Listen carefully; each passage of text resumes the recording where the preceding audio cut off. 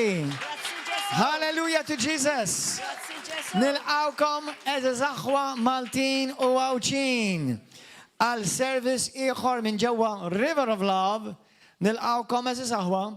Il-lejla li intom idin magħna għandna messaġġ ieħor waħda mit-tfal tal-komunità, waħda minn dawk li huma parti minn dik il-familja. Il-lejla ħad titkellem oħt li jisimha Nabila, però qabel ma tiġi Nabila għandna testimonjanza ta' fejqan. Għandna testimonjanza li l-mulej qed jagħmel fostna bħalissa River of Love u ħankomplu nżidu għaddejja minn momenti minn żmien ta' revival. Right now, River of Love is going through time of revival.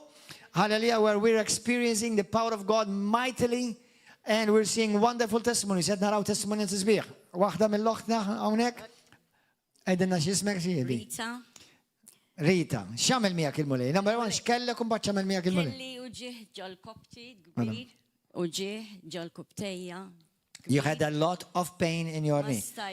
Kemm kontilek sejra? Kienini minn How long were you jumej been? qabel, imma meta ġejta u Tuesday għat-talb talbu fuqi. I came here on Tuesday and they prayed over me. U l-għada xorta kont muġuwa. And I still was a lot of pain. Kont ħafna mġuwa. I was still a lot of pain. I couldn't move my leg. U ċempilt il-pastor. I called the pastor. Għatlu blu ġihli għandi. I told them about the pain that I was having. U għalli itlob u għejt Ġesu. Ikkomanda biex titla. Biex jitla l-ġieħ. Amen. I told her to pray and command the pain to leave. U għaddejt namel. That's what I did. Kull ma kontadna ħat pinnola wahda. And I had only received one, I only took one pill from what I received for medicine. Umbat l-erba, flasġija, nitlopek fuqa. And then the Wednesday night I continued to pray over it.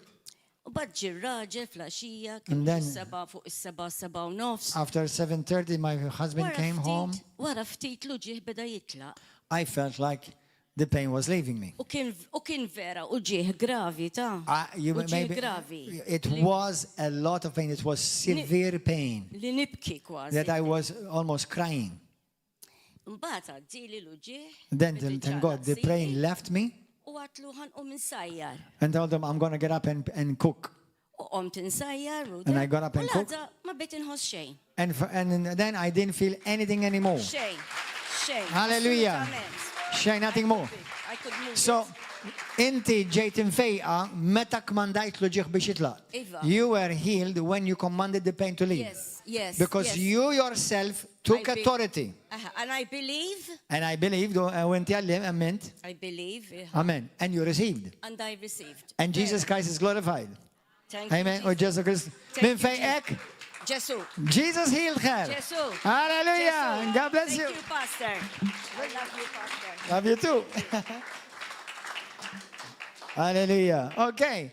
Now it's time for us. Where is Sister Vanessa? Come, my dear sister.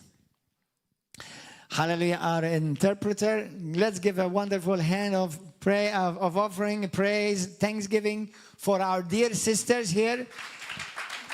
Hallelujah. Let me just share. This is Nabila Nas. These are two. And this is Sister Vanessa. These are two of our responsible, and they are responsible, that name is responsibly, fi Knisja.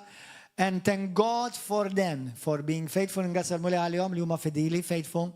They are committed, huma committed fil-lejl mulej u fil-Knisja.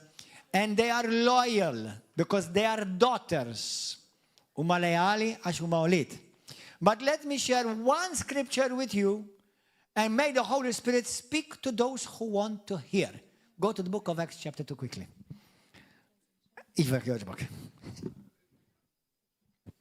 Hallelujah. Acts chapter 2.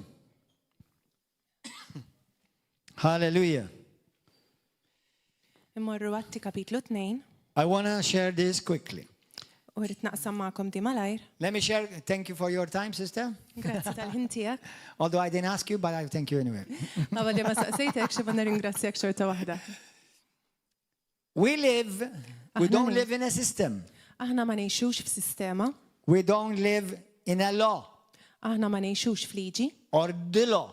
jew fil-liġi Because we're not and never have been under the law. għax aħna qatt ma konna taħt il-liġi. Amen? Amen.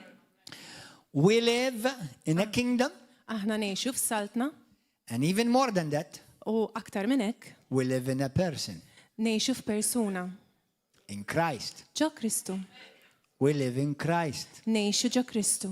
And guess what the Bible says in the book of Galatians and Colossians? U x'taħsbu li jgħidu fil-ktieb ta' Galatin u Kolossin For in Christ li fi Kristu there is neither male m'hemm l-ebda raġel or female. jew mara.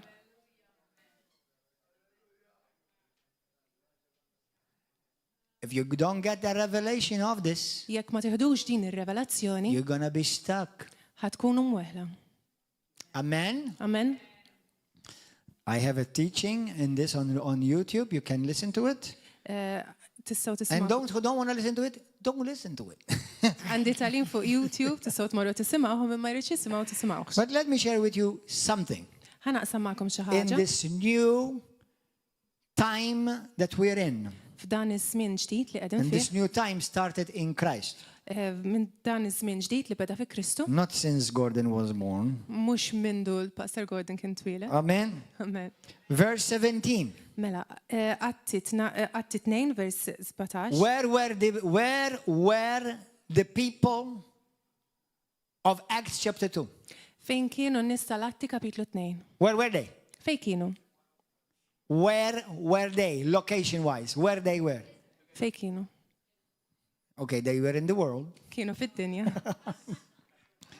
They were in Israel. Kienu f'Israel. They were Jerusalem. Kienu f'Ġerusalem. They were in the upper room. Kienu fil-kamra ta' fuq. What started in the upper room? X'beda fil-kamra ta' fuq? What started in the upper room? X'beda fil-kamra ta' Let fuq? the Holy Spirit speak to those who do at least want to hear with one ear. Ħallu l-Ispiritu Santu jkellem il dawk li għall-inqas irdu jisimgħu bidna waħda. What started in the upper room? X'beda fil-kamra ta' fuq? The church. Il-Knisja.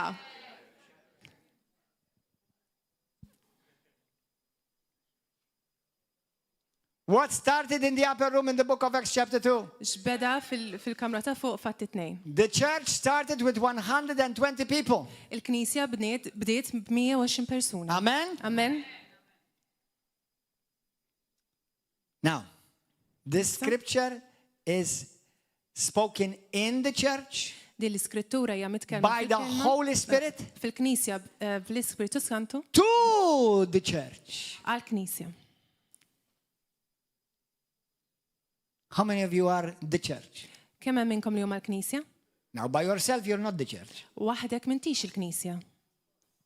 Together, we're the church. Flimkien aħna l-Knisja. I realize that I am and you are the temple of the Holy Spirit. Jiena nifhem nirrealizza li aħna huwa t-tempju tal-Ispiritu Santu, But by myself, I'm not the church. però jiena waħdi minix il-Knisja. I am part of the church. Jiena parti mill-Knisja. Amen? Amen? Simple, Sempliċi, clear, ċar and to the point. u fuq il-punt. Verse 17. Mela, vers 17. And it shall come to pass in the last days, says God, U jiġri fl-aħħar jiem jgħid Alla that I will pour out my Holy Spirit on all flesh. li jiena nsawwab mill-Ispiritu tiegħi fuq kull bniedem. All flesh. Kull bniedem. Does anyone have flesh here? Għawek għaw minn għandu ġilda bil-Malti differenti. Your sons and your daughters shall prophesy. U jħabru li jitkom subinu bniet, U lietkom subinu bniet jħabru. What does prophesy mean? xi jfisser li tipprofetizza? To Titħabbar. speak under divine inspiration. Li titkellem taħt l-ispirazzjoni divina. Your young men shall see visions. U żgħażagħ tagħkom jaraw viżjonijiet. Your old men shall dream dreams. U x-xjuħ tagħkom joħolmu ħolmiet.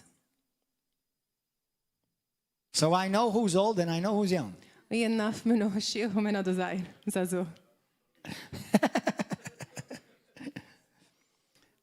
Now, not just men, Mhux ġast irġiel, verse 19, 18. vers 18. And on my men servants maiden servants. U kol fuq il-qaddeja tiegħi irġiel u nisa.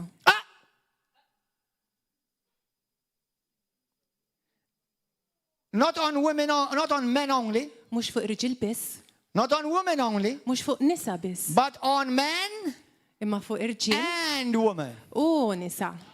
God, He will pour out the Holy Spirit Alla ħajsawa fuq l-Ispiritu Santu in the church fil-Knisja on both men and women. fuq irġiel u nisa. And they will both U tnejn li huma prophesy, ħaj jipprofetizzaw, speak jitkellmu under divine utterance. taħt Ta' klim ispirat divin mill-Ispiritu Santu. Where? fejn, Where? fejn, Where? fejn, In the market? fis-suq, No. le, Well, they can. jistgħu, In the synagogue? fis-sinagoga, They can. jistgħu, In where? fejn, In the school? l-iskola, They can. jistgħu, Where? fejn, In the church. fil-Knisja. Uh-oh. God must have done some mistake. Il-mulej naħseb għamel xi żball hawnhekk.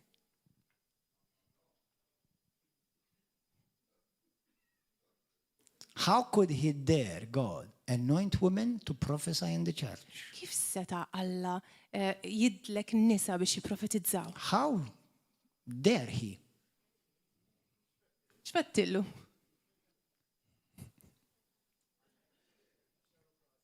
Xaru kaza. Men and women Irġiel u nisa will be filled with the Holy Spirit. jimtlew bl-Ispiritu Santu And I may say, I hope every man and every woman, u jiena nixtieq ngħid li kull raġel u kull mara they will be filled with the Holy Spirit. jkunu mimlija bl-Ispiritu Santu. And they will all speak U ma kollha jitkellmu under divine utterance. taħt l-ispirazzjoni divina tal-Ispiritu Santu. Now, no, amen? Amen? And I will pour out my spirit in those days. U jien insawa bl-Ispiritu tiegħi f'dawk And iż-żminijiet. they will all U ma kollha prophesy. ħaj jipprofetizzaw. All of them. Kollha. In 1 Corinthians chapter 14, Paul says, L-ewwel Korinti you can 14. all prophesy Pawlu jgħid- one by one. Pawlu jgħid intom kollha tistgħu Kolla tipprofetizzaw kemm wieħed inkom wieħed. tistgħu titkellmu fil-Knisja, All of you- lil-Knisja, All of you can speak in the church, to the taħt church, ispirazzjoni under the divina inspiration, tal-Ispiritu Santu. under the divine inspiration of the Holy Spirit. Now, I'll stop there. Għani qafaw. In theology, Fit-teoloġija, every teaching is established kull talim huwa stabilit by 2 or 3 witnesses. bejn 2 u 3 xhieda. And in Christ, in the New Testament, U fi Kristu fit-Testament il-ġdid, make sure that you don't teach anything kunu ċerti li ma talmu xejn that's outside the heart of God. li huwa barra mill-qalb talla. Amen? Amen?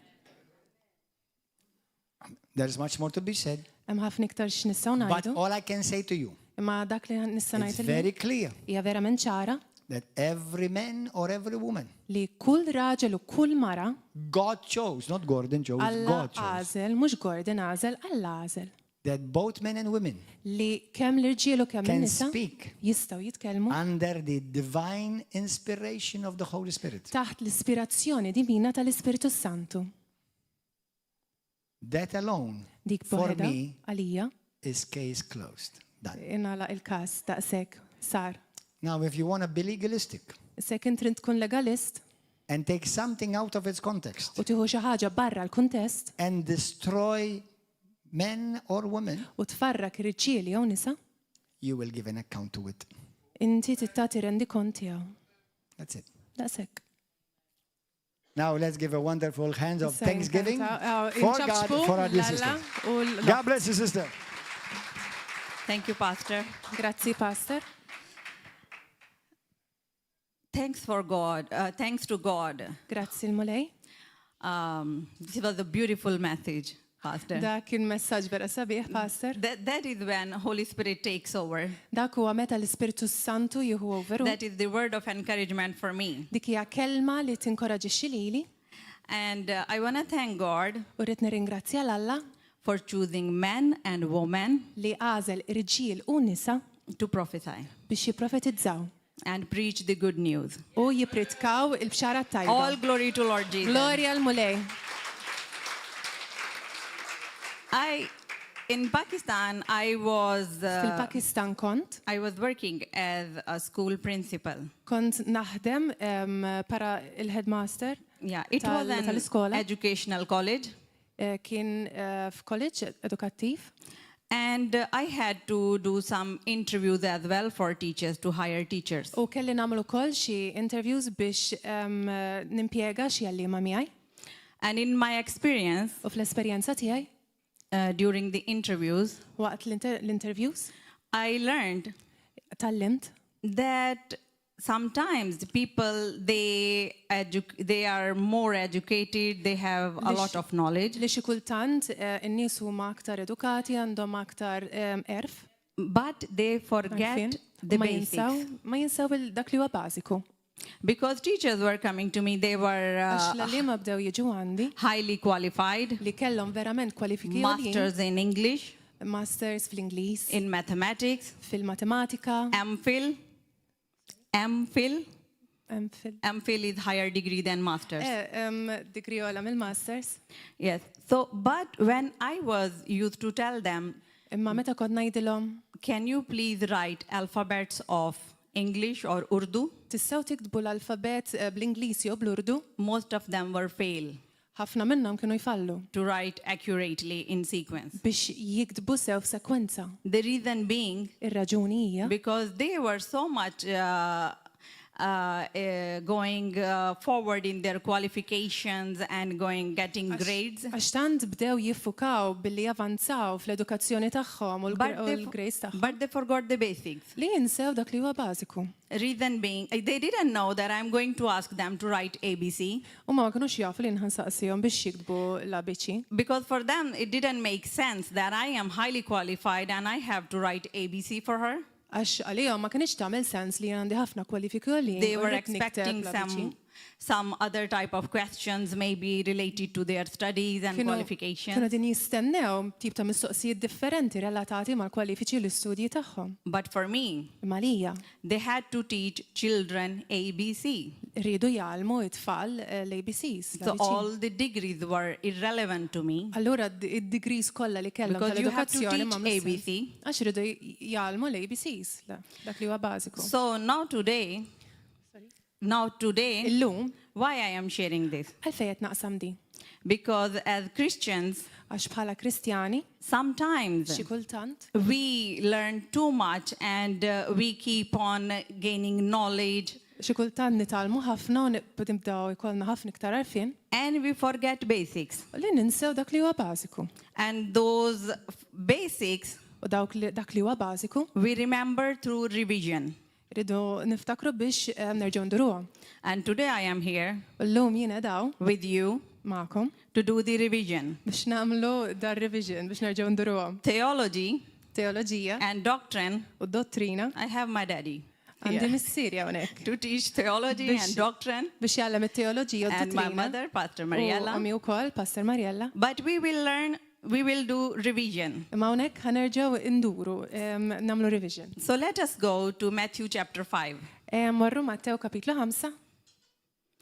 Matthew chapter 5, Mattew kapitlu 5, verse 13. vers 13. Okay. I will read in English, and sister, you can then, I will read whole verse in English, and then you can Għalet read li in Maltese. ħataqra kollha bl-Ingliż u mbagħad jien naqraħa kollha bil-Malti. So, Tal-vers. you are the salt of the earth.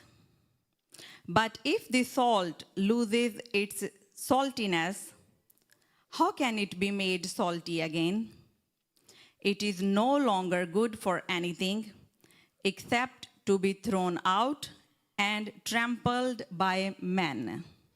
Intom il-melħ tal-art, imma jekk il-melħ jaqta biex jerġa' jieħu t-toma.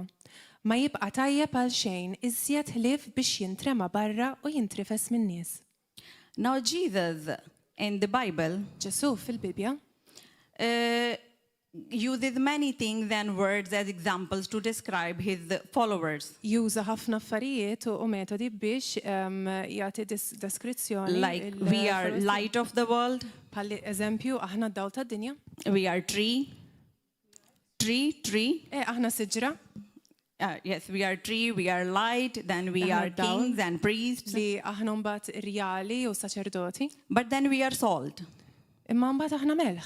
Salt, why Jesus called us salt? Għalfejn Ġesu jgħidilna melħ. For me, Għalija, salt is a very cheap thing il-melħ huwa xi ħaġa vera rħisa. because I'm from Pakistan. Għax jiena mill-Pakistan. And in Pakistan, we have the second biggest salt mine. U fil-Pakistan għandna tieni l-akbar minjera tal-melħ. And that pink Himalayan salt you get from Pakistan. U l-Pink Himalayan salt iġibuh mill-Pakistan. And salt is very cheap in Pakistan. Il-melħ huwa vera irħis il-Pakistan. And I was used to think, why Jesus describes us as salt? U jiena kon ngħid imma l-fejn Ġesu jqabbilna Why mal-melħ. not something precious and valuable and expensive? Għalfejn ma jqabbilniex ma xi ħaġa li huwa prezzjuż u ta' valur, xi ħaġa li tqum ħafna flus. But then I realized, Imma mbagħad indunajt, I learned gradually tallimt bil-mod that in the time of Jesus, li fi żmien Ġesu salt was incredibly valuable thing. li fi żmien Ġesu il-melħ kienet xi ħaġa ta' valur vera għolja, prestiġjuża. Back then there was no electricity, Dak iż-żmien ma kienx hemm elettriċità, so there was Dawn. no refrigerators. ma kienx hemm il-fridges And salt was being used as a preservative. u il-melħ kien jintuża bħala preservattiv. Now salt was used for many things. Il-melħ kien jintuża l ħafna affarijiet, Salt is a preservative. kien preservattiv. Salt can heal.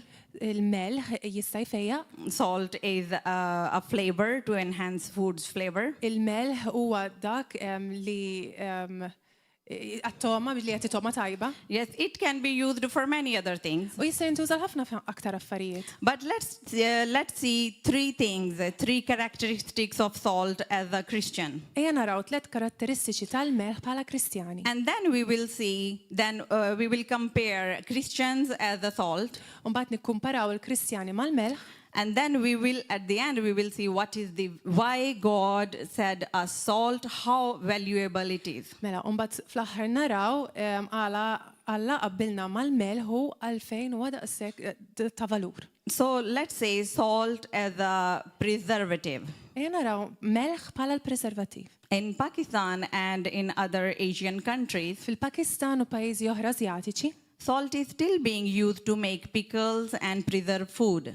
il-melħ għadu jintuża biex nagħmlu l-pickles u ikel preservattiv ieħor. Yeah.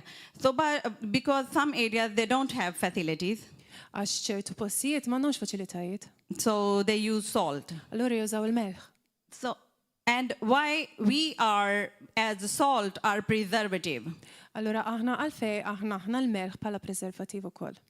We can be used as preservative of word of God. Aħna nistgħu niġu użati bħala preservattiv dawk li jippreservaw il-kelma tal-Alla. As Christians, Bħala Kristjani.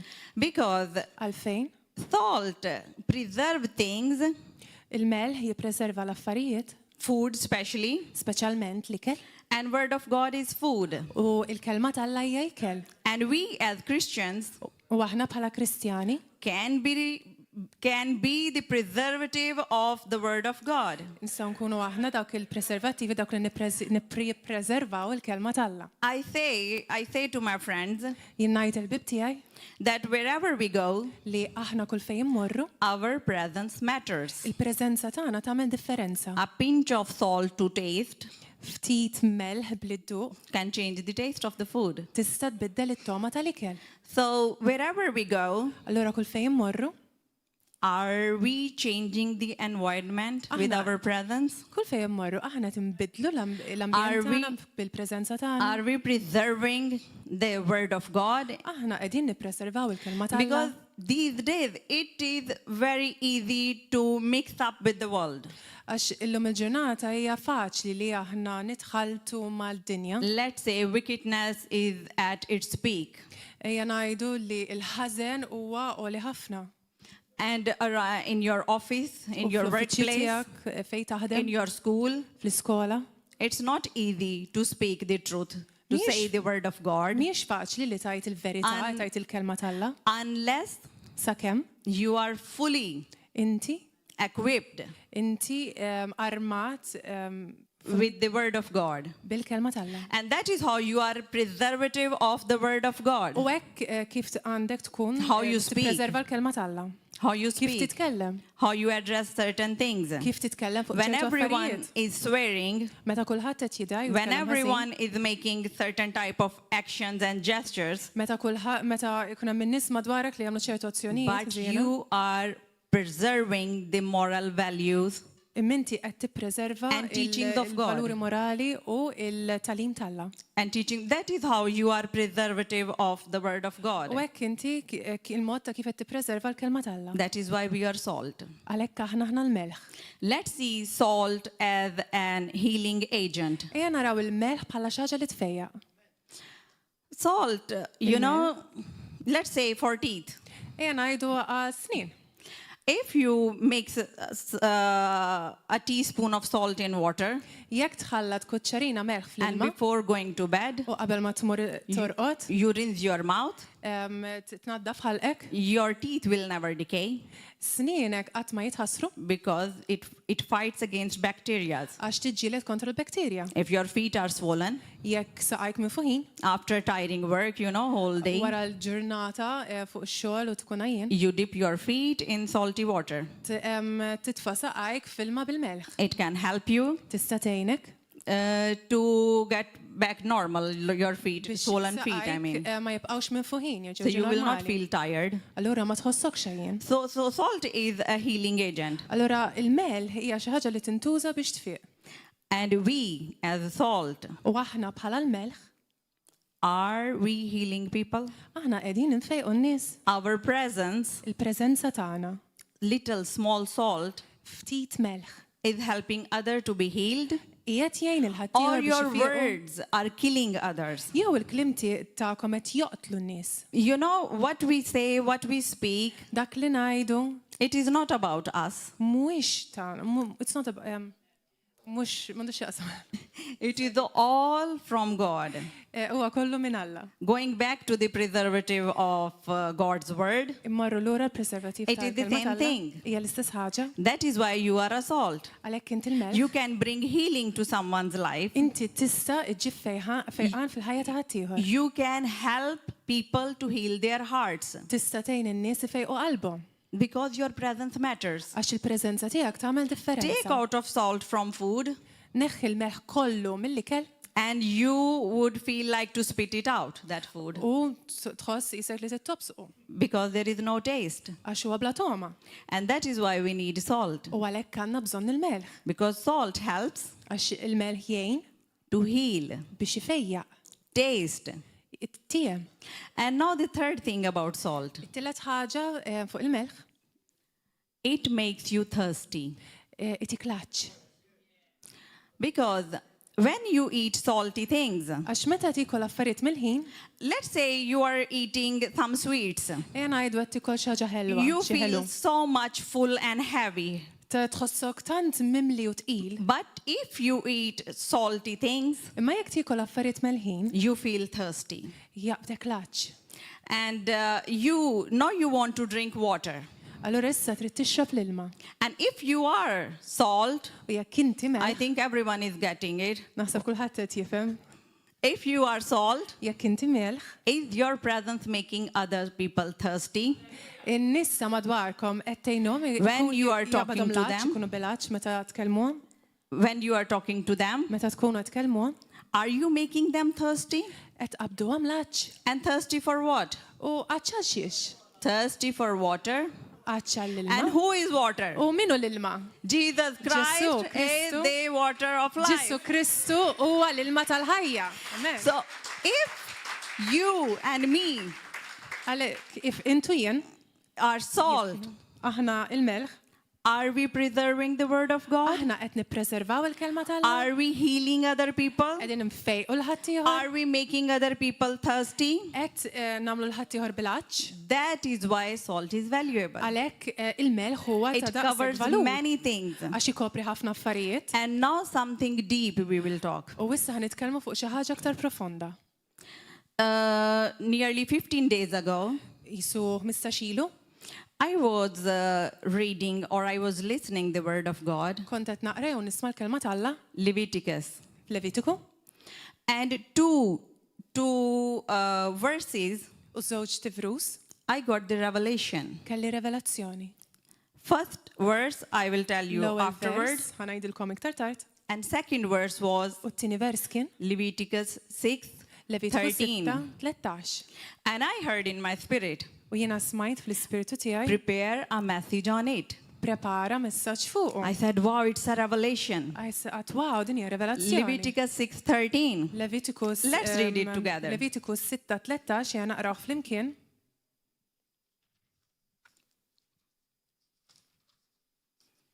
Leviticus chapter 6, verse 13. Ktib ta' Levitiku kapitlu 6 vers 13.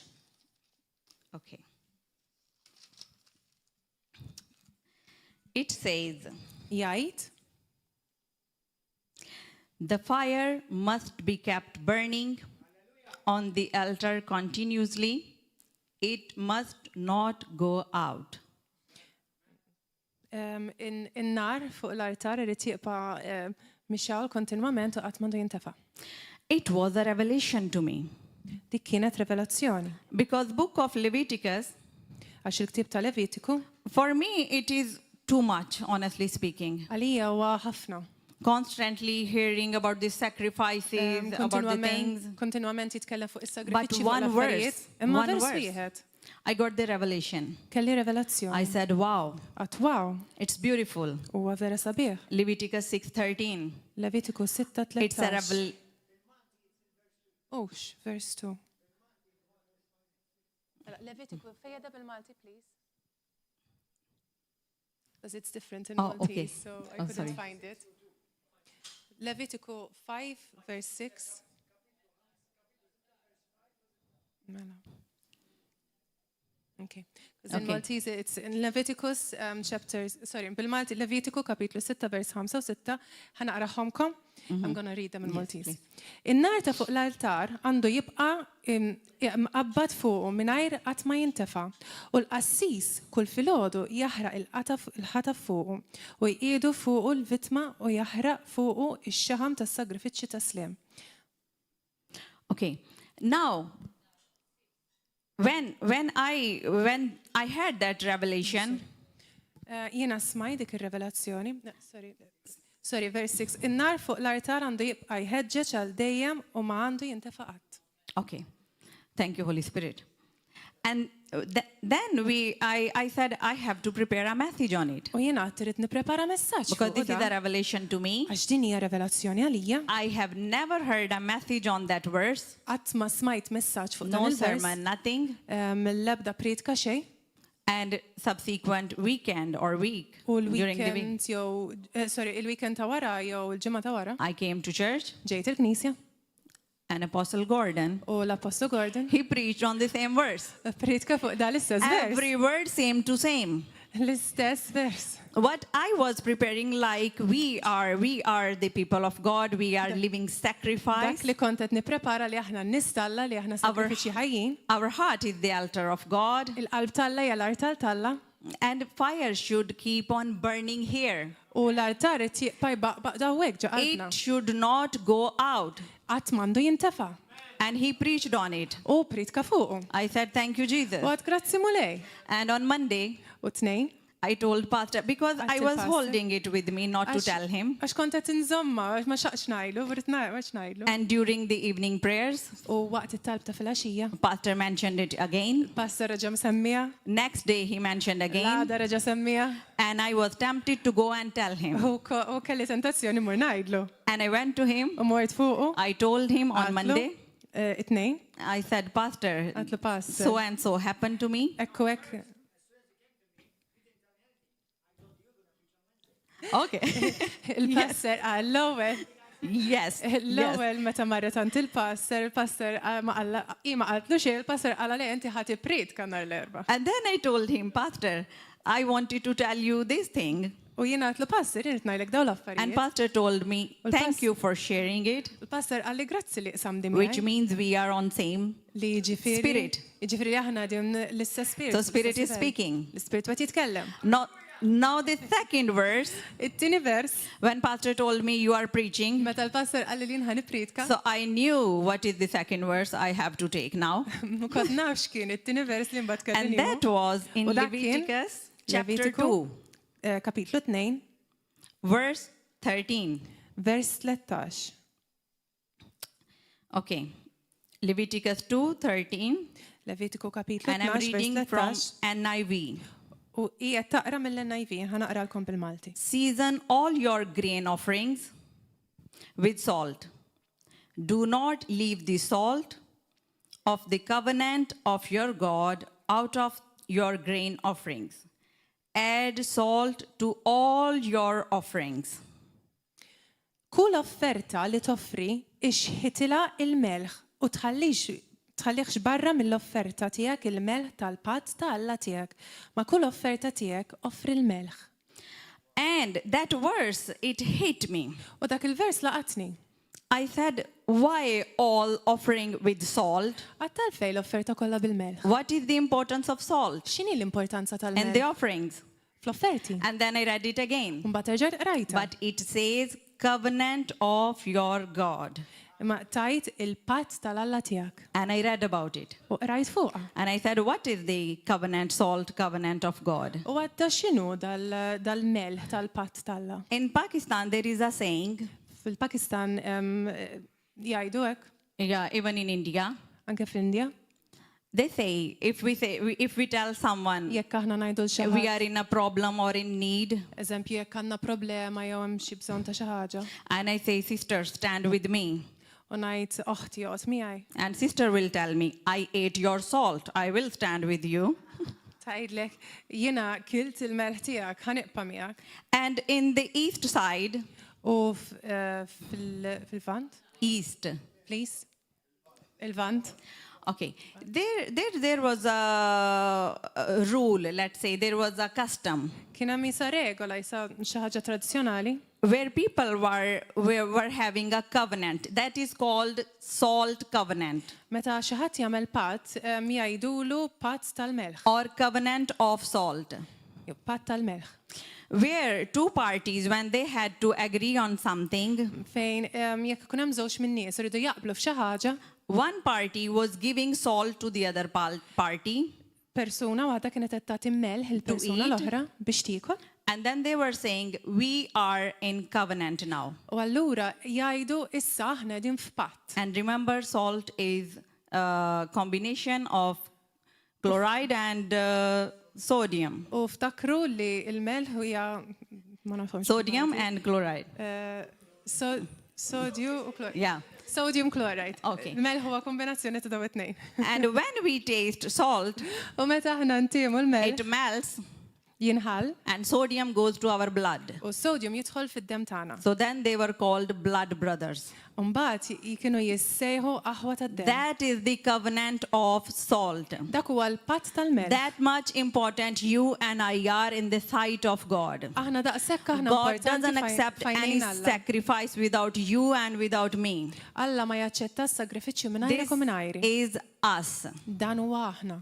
And that salt on the sacrifices U dak il-melħ fuq is-sagrifiċċju mean a covenant between man and God. ifisser patt bejn il-bniedem u bejn Alla. And God said it himself U Alla qalu nnifsu that all your sacrifices li s-sagrifiċċji kollha tagħkom should be with this salt. irridu jkunu bil-melħ. That means we Dak have a ifisser covenant now. Li aħna issa għandna patt.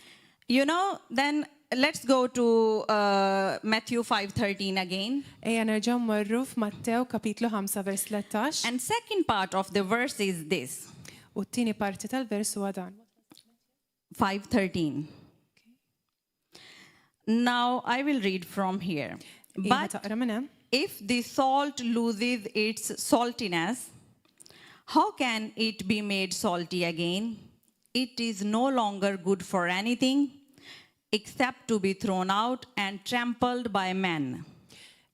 imma jekk il-melħ jaqta, tibda taqra minn hawn, tibda taqra minn hawn. Imma jekk il-melħ jaqta biex jerġa' jieħu t-toma, ma jibqa' tajjeb għal xejn iżjed ħlief biex jintrema barra u jintrifes min-nies.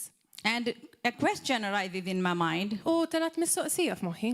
Can salt lose its taste? Il-melħ jista' jitlef it-toma And I realized u jiena indunajt. these days the salt is refined salt. Illum il-ġurnata l-melħ huwa rfinat. They refine it so much. Tant jirfinawh And maybe you can still feel the taste. u forsi xorta tistgħu But in the time of Jesus, imma fis-żmien Ġesu. salt was with the gypsum, with and other impurities, Il-melħ kien bil-ġipsum u b'impuritajiet and oħrajn sodium u salt. sodium. And when the water was mixed with the salt or touch, let's say, some humidity, U ma dak iż-żminijiet meta l-ilma kien imiss il-melħ jew xi umdità, so sodium was going away is-sodium kien joħroġ and only a white substance was remaining. u kull ma kienet tibqa' sustanza bajda. And that substance was impurities U dik is-sustanza kienu l-impuritajiet or some other type of material, I don't know how jew to xi say. tip ta' materjali oħra. It looks like salt. Jidher qisu melħ, It felt like salt, inħass qisu melħ, but it is not salt. imma mhuwiex melħ.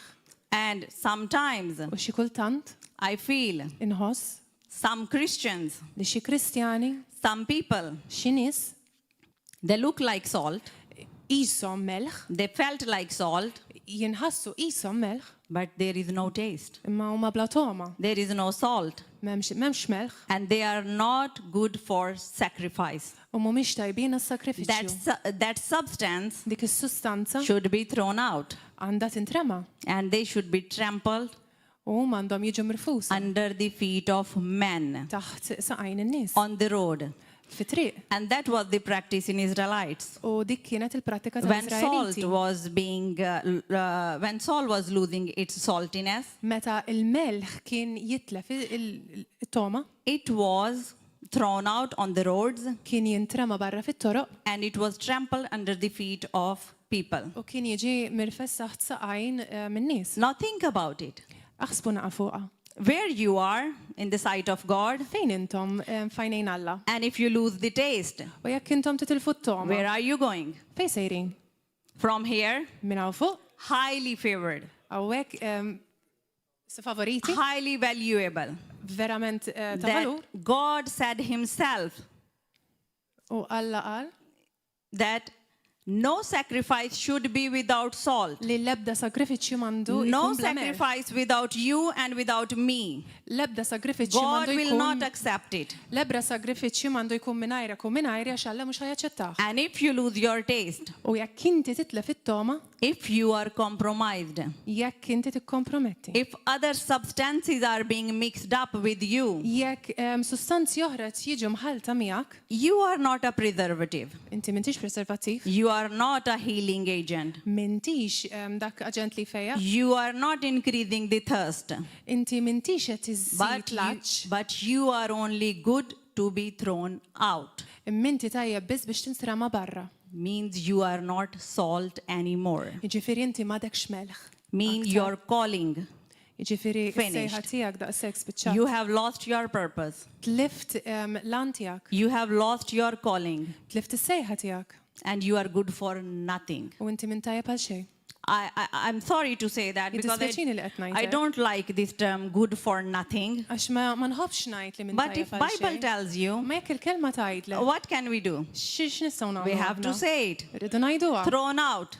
Tintrafa barra. You know, sometimes you feel sorry for some brothers and sisters, Xi kultant jiddispjaċik għal xi and you should feeling sorry Għandu jiddispjaċik if għalihom they are like going away from God. jekk huma qed jitbedu minn Alla. You can help them. Tista' tgħinhom. You can help them to preserve their taste. You can Tista' tgħinhom jippreservaw You can it-toma tell them. tagħhom. Tista' tgħidilhom. preserve your taste, brother. Preservaw it-toma tiegħek. Keep your heart pure.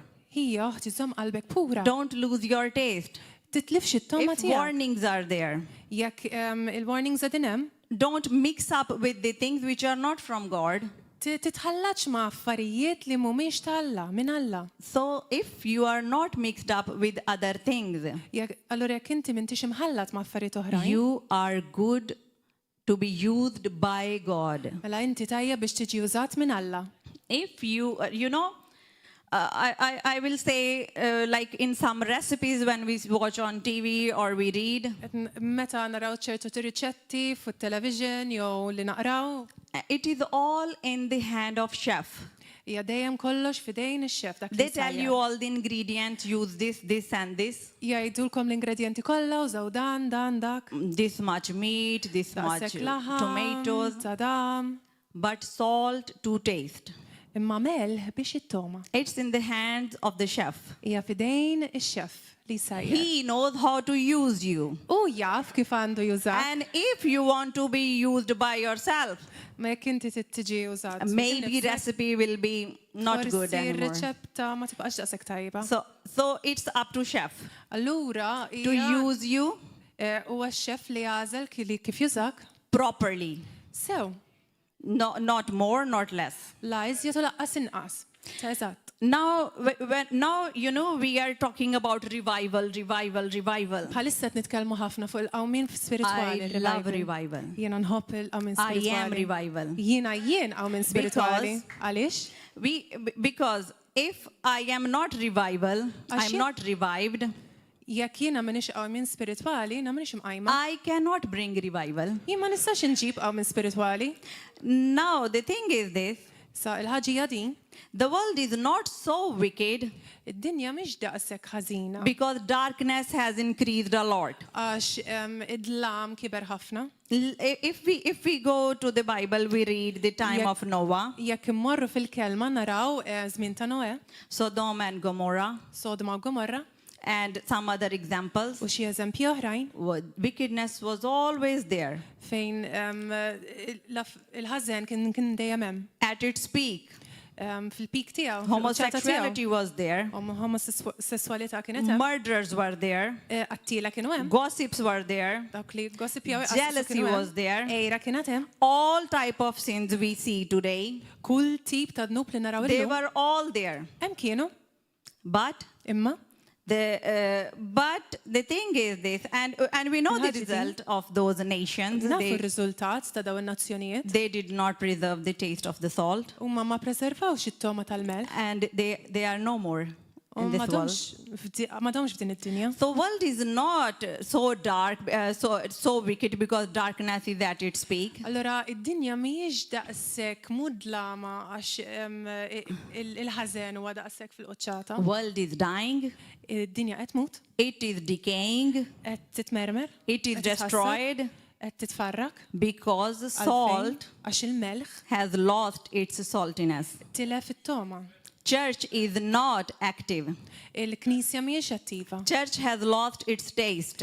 Il-Knisja qed titlef Without tilef having it-toma. the taste, Mingħajr ma jkollok it-toma, without having the saltiness, mingħajr ma jkollok you it-toma cannot bring revival. tal-melħ, inti ma tistax Let's iġib see- qawmin spiritwali. Let's see disciples of Christ and apostles. Ejja naraw id-disċipli u l-apposti ta' Kristu, They had all the, listen, there was persecution, kien hemm persekuzzjoni, I think much more than today, naħseb aktar milli illum, because people, għax in-nies they were, today I don't know if in any part of the world people are being crucified, but I don't see so far, I don't know. jiena ma nafx jekk hemm xi partijiet tad-dinja ċertu nies qed isalbuhom, imma ma nafx jekk qed issir. And Christians were thrown out in front of the lions, U il-Kristjani kienu qegħdin jitfawhom qudiem lil alive.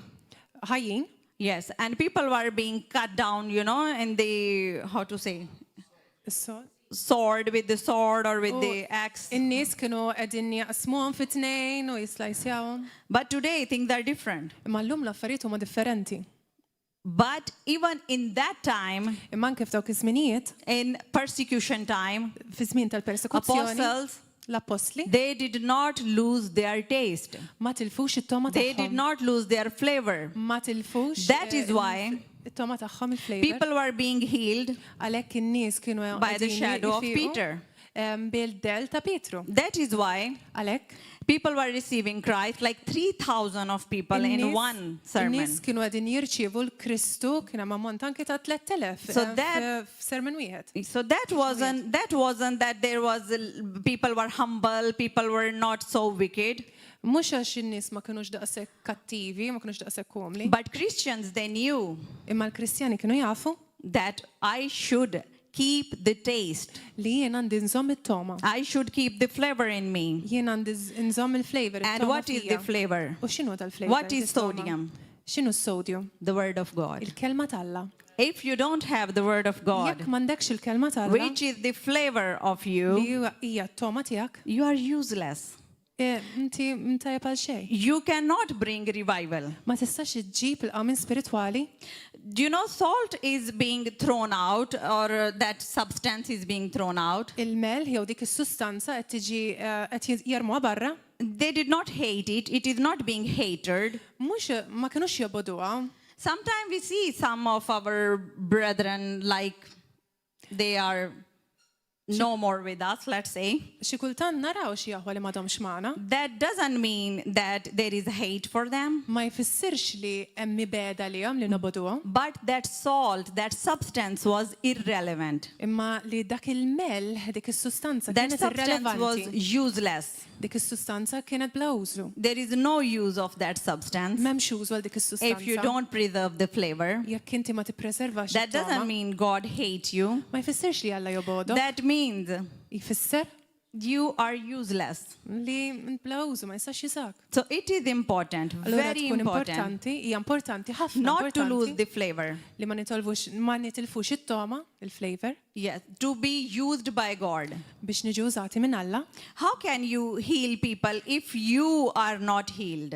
Kif tista' tfejja il-nies jekk inti m'intix infejja? How can you increase the thirst of other people if you don't have thirst for Christ? Kif tista' żid l-aċċ tan-nies għal Kristu How jekk int can- m'għandekx aċċ għal How Kristu? can you give Christ to others if you don't have Christ in you? Kif tista' tagħti l-Kristu l-ħadd ieħor jekk int m'għandekx il-Kristu fik? You know, I don't mind watching videos online and sermons. It is good. You learn a lot. Jiena ma niddejjaqx nara talim, sermons fuq l-internet u hekk għax But- huwa tajjeb titgħallem. But here I would like to quote this thing. I was helping a sister to come to church. So, kontet nejn oħt tiġi l-Knisja And that sister told me, u di l-oħt qalt li I am watching sermons online. qed nara t-talim fuq l-internet. And I told that sister, U għat dik l-oħt I said, sister, At do you Loft. know that pastor personally?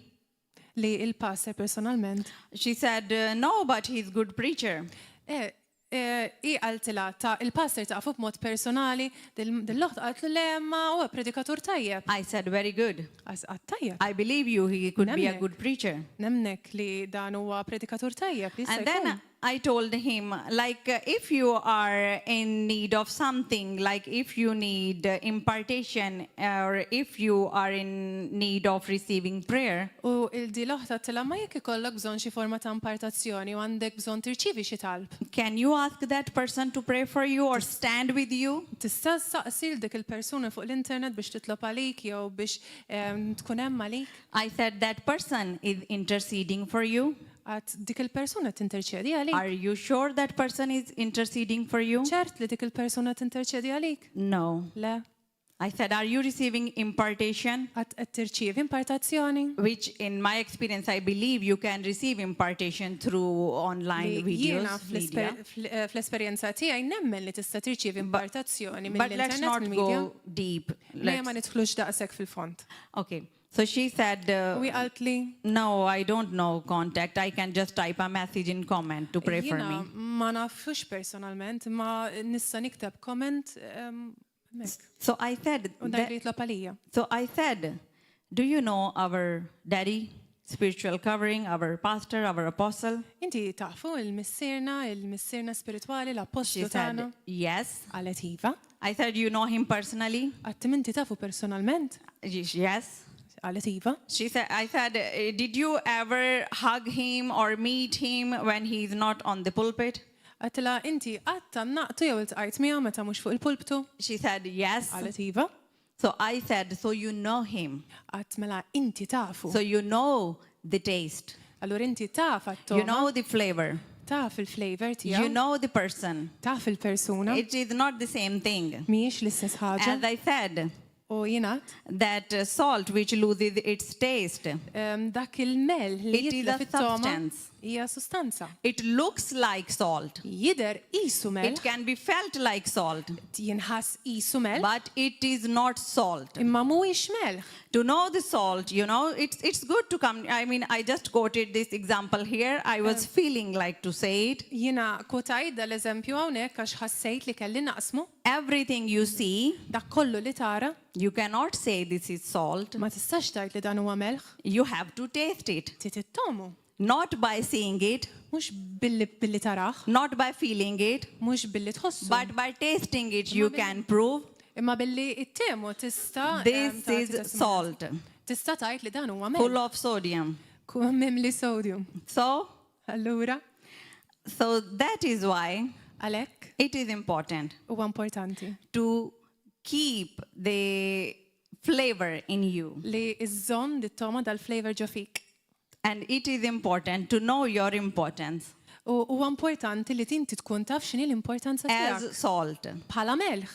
You know, sugar can be used for many things, and when we celebrate, It-sokkor jista' jintuża l-ħafna affarijiet u meta niċċelebraw we bring something sweet. inġibu xi ħaġa ħelwa. But we are in end times. Imma aħna qegħdin fl-aħħar ta' żminijiet. Sugar coating words cannot help. Kliem li iż-żiel bihom li tuża bħala sugar coating. jgħidu It li is żiel good bihom to mhux love tajjeb. one another, Huwa tajjeb li tħobb il-xulxin, but imma it is not helpful. Okay, God understands, imma sister, it's okay. mhux tajjeb tajt iwi waħti mulmulej jifmek. Salt, if you take it too much, you know the taste is so strong. Il-mel jekk tieħu ħafna You minnu tant- will definitely feel the taste. il-mel jekk tieħu ħafna minnu. Church has tant to- huwa miela, tant huwa qawwi li ttemu. Church has to be, church Il-Knisja has to be salt. għandha tkun il-mel. God called us salt, Il-mulej għajtilna not l-mel. sugar, Mhux zokkor to bring the revival, biex nġibu l-qawmien to see the spirituali. revival, Biex naraw il-qawmien to have the spirituali. revival. Biex ikollna l-qawmien You spirituali. need to be the salt. Inti titkun dan il-melħ. It looks cheap. Jider irħis. It looks very much available. Jider li sibu kull imkien. That is why we are salt. Għalhekk aħna l-melħ. Because salt can be found on table anywhere. Għax il-melħ tista' ssibu fuq l-imwiet kull imkien. It is affordable. Hija xi ħaġa li tista' taffordja. It is not beyond your approach something expensive. Mhijiex xi ħaġa verament expensive li ma tistax taffordja. You should be available Inti għandek tkun available to everyone, għal kulħadd to listen, biex tisma', to heal, biex tfejja, to help, biex tgħin, to protect, biex to tipproteġi, preserve, biex tippreserva, to help others not to get decay. biex tgħin il-ħaddieħor ma jitħassarx. That is why we are salt. Għalhekk aħna l-melħ. That is how we can bring revival. Hekk aħna nistgħu nġibu dan No more spirituali. sugar coating words. Daqshekk hemm kliem li forsi ġelu jew kliem li forsi tara Sweetness il-ħlewwa attracts jattira ants il-nemel and flies. u id-dubbin. And flies are U d-dubbin huma demons. xjaten. And salt U l-melħ doesn't attract flies Ma ja- and ants. ma jattirax in-nemel u So d-dubbin.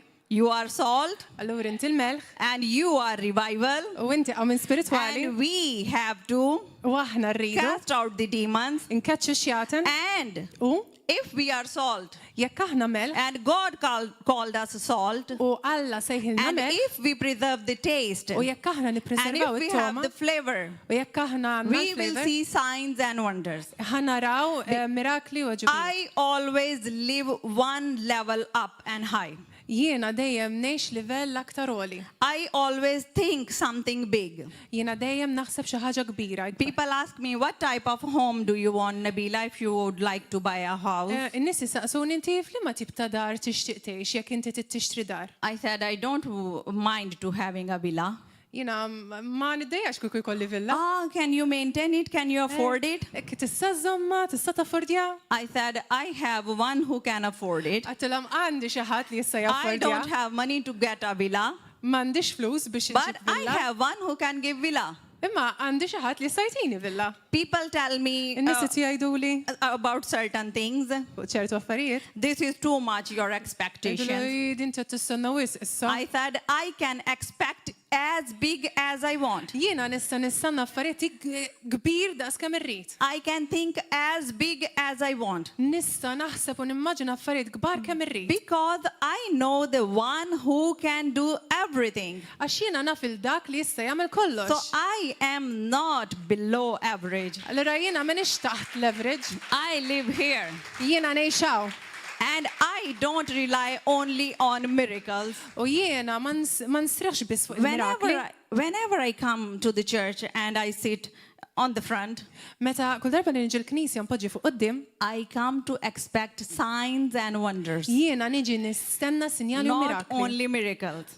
Sinjali u ġobijiet u mhux biss mirakli. Miracles are good. Mirakli huma tajbin. I love seeing miracles and deliverance. Inħobb nara l-mirakli u l-ħelsien. But I expect signs and wonders. Ma jiena nistenna sinjali u ġobijiet. You know, I am bit, I'm normal, thank God. Jiena normali, grazzi Ġesu. sometimes I feel like I'm a bit too much, like a bit crazy Xi type. kultant God inħossni ftit forbid. miġnuna. Because Ma I jsir open qatt my b'sens eyes. Max I open my eyes niftaħ when I'm għajnejja praying meta nkun qed nitlob and I see here and there is there gold dust somewhere. u nfittex ngħid hemm xi deb, I see xi my trab ta' hand. deb, nħares lejdejja. Those people, they don't have hair, I look at their head. Dawk in-nies li m'għandhom Hairs xar are being nħares lej restored. xaru. U qed nimmaġina li jitlalhom ħafna xar. And I see these things, you know, U jien nara dawn l-affarijiet. and I just open my eyes and see around. U jiena niftaħ għajnejja Is biex there any nara. sign or wonder? Hemm sinjali u ġubijiet. Because I know I am salt. Għax naf li jiena melħ. You know, in the Old Testament, Fit-Testament l-Antik, when God gave them instructions to prepare the oil meta il-mulej tagħhom l-istruzzjonijiet For biex the- jippreparaw is-sejt for the altar to burn Al-altar. to lit the fire, biex jixelu l-artal, that oil, dak iż-żejt it had salt as well. kellu l-melħ ukoll. And salt helps U l-melħ jgħin. fire to burn bit longer. Il-melħ jgħin in-nar biex baq iktar, għal iktar żmien, għal tul ta' żmien. Without Iżjed. salt, Minar il-melħ, fire can burn out quickly. il-nar jista' jintef aktar malajr. And without fire, U minar il-nar, salt can get dry quickly. il-melħ jista' jinxef aktar malajr. But when they are mixed together, Imma meta huma mħaltin flimkien iż-żejt u l-melħ. they are so much powerful Huma agent, you know. verament b'saħħithom. That is why Għalhekk in the oil fiż-żejt there was salt. kien hemm il-melħ. So that fire Ħalli in-nar will burn longer. iżjed, idum iżjed. And when we see the example of 10 virgins, U meta naraw l-eżempju tal-10 verġni, 5 they had oil, ħamsa extra oil. kellhom żejt, And I believe in that oil there was salt as u well. jiena nemmen li f'dak iż-żejt kellhom il-melħ To ukoll lit, to burn the fire bit longer. biex in-nar idum iżjed. So you are Yeah, important everywhere. Inti importanti kull In imkien. every area of life. F'kull erja tal-ħajja tiegħek. In healing, Fil-fejqan to preserve, biex tippreserva, to lit the fire. biex tixel n-nar. And this is our important. That is why Jesus called us salt. U din hija importanti għalhekk ukoll Not Ġesu sugar. Ġesu għajtilna melħ u mhux sokkor, Not chili powder, mhux powder sa ċili, but salt. imma melħ. Because salt is available. Għax il-melħ huwa available. Salt issibu is kull imkien. cheap. Il-melħ mhuwiex xogħli And salt preserves things. u il-melħ jippreserva l-affarijiet. And that is how we can bring revival. U hekk kif aħna So nistgħu let nġibu us l-qawmin all spiritwali. stand Ejjan umu kollha kemm aħna and ask God u nsaqsu l-mulej and ask Holy Spirit u nsaqsu l-Ispiritu to help Santu us biex jgħinna to preserve the flavor. biex nippreservaw il-flavor. And let us remain salty U ejja niqpaw milħa so that people can taste us. ħalli n-nies jistgħu jitomuna. So if they taste us, Ħalli jekk they jitomuna can say, Jistgħu jgħidu she is the woman of God, dik hi l-mara tal-Alla. he is the man of Dak God. huwa r-raġel So tal-Alla. people can feel God in you. Allura bekk in-nies jistgħu So- jħossu l-Alla fik. And God can say, U lu Alla jista' jgħid he is good huwa tajjeb. to spread on the sacrifices Biex jien nista' nferxu fuq is-sagrifiċċji. without any contamination, without any other substances. Mingħajr sustanzi oħra mingħajr xejn li jikkontaminah. Only salt Melħ biss. can be brought up or bring up to the altar of God. Melħ biss tista' ġġib Not l-artal any tal-Alla. substance Mhux sustanzi which li looks jkunu like salt, li jidhru jisom but melħ, it is not a salt. imma mhuwiex melħ. So let us pray for it. Allura ejja nitolbu għal dan. Thank you, Heavenly Father, Grazzi Missir Qaddis for this word. għal dil-kelma. Thank you Grazzi that you have taught us li jien tallimtna what is our importance. x'inhi l-importanza tagħna. And we are so important U aħna tant aħna So importanti, available. tant aħna that we available can make a difference li aħna nistgħu nagħmlu in differenza everything, f'kollox. in every area of life. F'kull erja tal-ħajja tagħna Without us, mingħajrna there is no sacrifice. Memx No sacrifiċċju. sacrifice is acceptable to you. l-ebda sagrifiċċju huwa aċċettabbli għalik. Holy Spirit, Spiritu Santu, help us ejna to preserve nippreservaw the saltiness il-melħ of the Word of God. tal-kelma And how tal-Alla. can we have, U kif aħna how can we nistgħu preserve it? kif nistgħu By nippreservawha reading it every day, billi naqrawha by kuljum, meditating upon billi it. nimmeditawha And fuqha. thank you, Lord, U grazzi mulej for making li tagħmel. the covenant of salt with us, Grazzi li inta that you għamilt will never il- go against us. Grazzi mulej li inta għamilt You il-patt will tal-melħ. always stand with us. Grazzi mulej li inta għamilt il-patt And tal-melħ that- magħna li inti tista' dejjem tkun magħna. And that covenant means U patt ifisser loyalty, lealtà, faithfulness.